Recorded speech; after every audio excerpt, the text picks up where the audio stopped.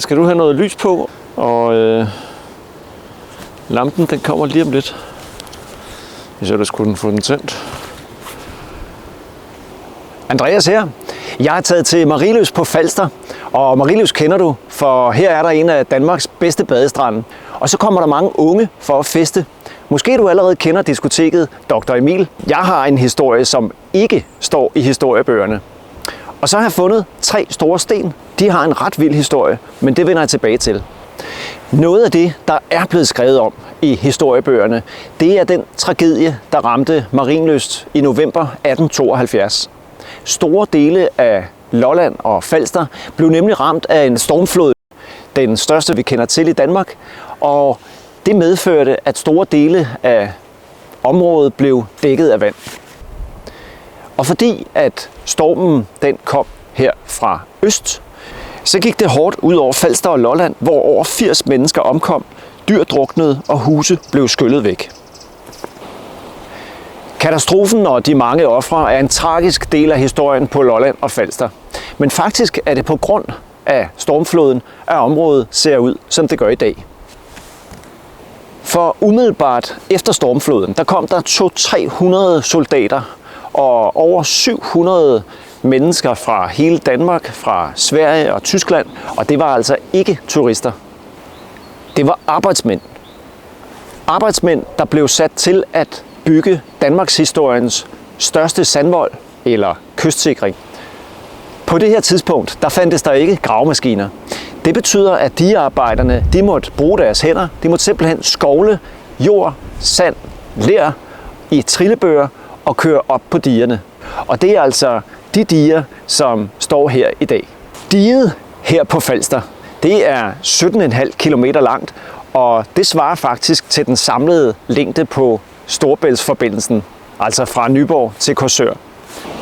På Lolland er det endnu længere, der er det nemlig 67 km langt, og dermed er det Danmarks længste dige. Jeg synes, at digearbejderne på Lolland og Falster fortjener en kæmpe tak for det arbejde, de sled og slæbte med for 150 år siden.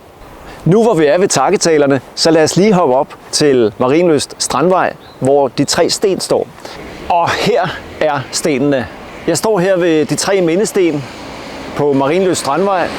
Den store søjle bag mig, det er den, der angiver, hvor højt vandet gik. Den store sten i midten, det er den sten, der er sat til ære for de mange mennesker, der omkom. Den lille sten, man kan se lige her, det er den sten, der blev sat til ære for de 2 redningsmænd, Frederik og Edvard Olsen. Et af de steder, som Frederik og Edvard sejlede ud til, det var gården Nørrevang, som ligger lige her ved siden af. Og da Frederik og Edvard kommer ud til gården, der sidder der 22 mennesker op på loftet af gården og er søgt i sikkerhed derop, men er jo stadigvæk i livsfare. Og det lykkedes faktisk Edvard og Frederik at få sejlet alle 22, både børn og voksne, sikkert ind på land. Ligesom digearbejderne skal de lokale helte, der redder menneskeliv, også have en tak. Men faktisk er der flere end dem, der står på stenen her bag mig. Her er de alle sammen.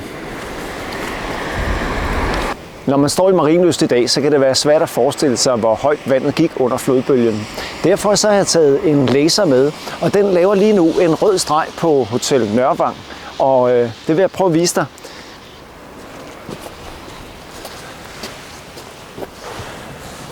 Hvis ikke du kan se stregen, så kan du i hvert fald se mine hænder.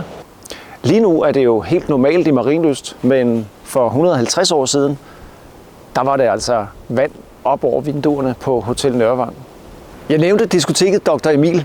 Det ligger lige bag ved Hotel Nørrevang. Faktisk ligger Dr. Emil på noget af den jord, som engang hørte til Hotel Nørrevang. Jeg hopper lige derover.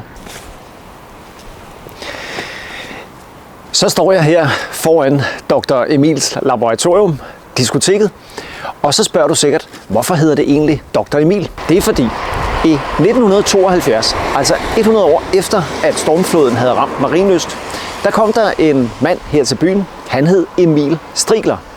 Emil, han introducerede en helt anden bølge, nemlig discobølgen. Emil var egentlig musiker, men besluttede at åbne et diskotek, hvor man kunne få et skud alkohol i stedet for medicin. Emils ene søn, Per, han var DJ her på diskoteket, og nu bliver det sjovt, for det er faktisk Per, som sammen med en ven opfandt klaphatten.